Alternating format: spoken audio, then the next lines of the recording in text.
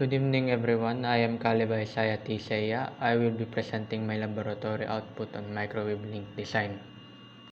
For this laboratory, we have three objectives. Our first objective is to design a point-to-point path profile in microwave communications. The second one is to design a point-to-point terrestrial microwave link. And lastly, to align the design with SDG 11 on sustainable cities and communities, particularly DRRM-related resilience and SDG 5 on gender equality through inclusive access and participation. Moving forward, the tools that will be used in this activity will include a personal computer for running all applications, calculations, and documentations. Google Earth Pro for measuring distance and terrain elevation and verifying line of sight visibility. A scientific calculator for accurate computation of link and path profile parameters. And lastly, a Microsoft Excel for organizing values and generating table and graphs for analysis. For site selection, my primary goal was to ensure a clear line of sight between transmitter and receiver to avoid the need for a repeater. I considered both natural obstructions like terrain and vegetation, and man-made structures like buildings. I also ensured the site were accessible and preferably near roadways for practicality and for its maintenance. Next, I checked the appropriate frequency allocation for Region 5. Based on the reference and TC memo in the report, I selected the 5,925 to 6,425 MHz band and finalized the use of 6 GHz for this design. Using Google Earth Pro, I generated the path profile and extracted peak and distance points from the elevation profile to form the transmitter-receiver link table. Next, I computed Earth bulge, Earth curvature, the first Fresnel zone, Fresnel clearance, vegetation height, the total height extended, the line of sight, and the upper and lower Fresnel zone boundaries for the plotted profile.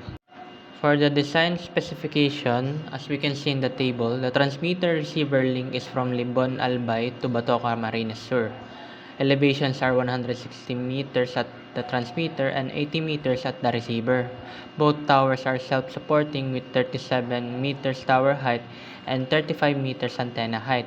Frequency used is 6 GHz with an azimuth of 306.23 degrees and 126.23 degrees depending on direction, and the total path distance is 12.4 kilometers.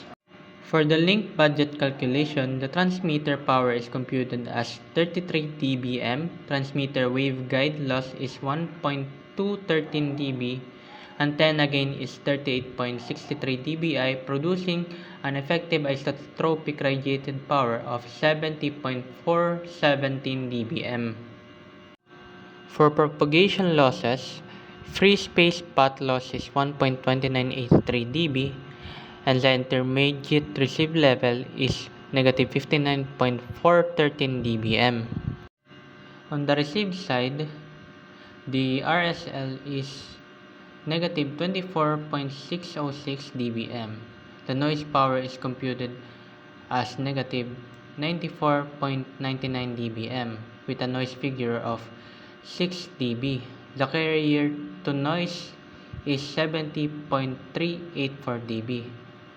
The report also provides a margin figure and a reliability interpolation section.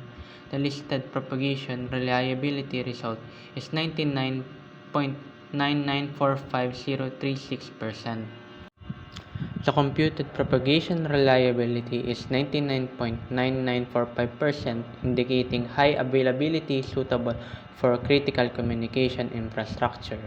This supports resilient connectivity, especially during disruption where dependable links are necessary. For our system figure, the figure shows the overall system guide of the microwave link from Libon Albay to Batoca Camarines Sur. The total link distance is 12.4 kilometers, operating at a frequency of 6 GHz.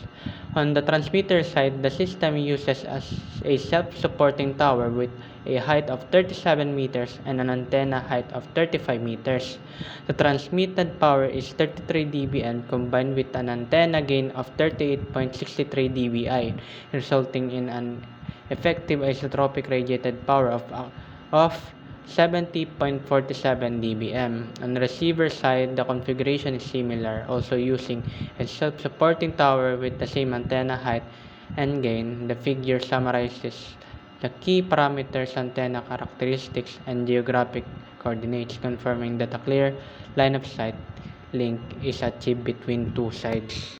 This table is for transmitter to receiver budget link calculation. Its purpose is to show us the value that we have computed earlier. The sister power level diagram of the Lebon to Bato microwave limb illustrates how the signal power changes as it passes through each stages of the system. Starting from the transmitter, the signal begins at 33 dBm, then experiences transmission losses before being amplified by the antenna gain. The largest drop occurs at the free space path loss, which is 1.29.83 dB due to the 12.4 km distance.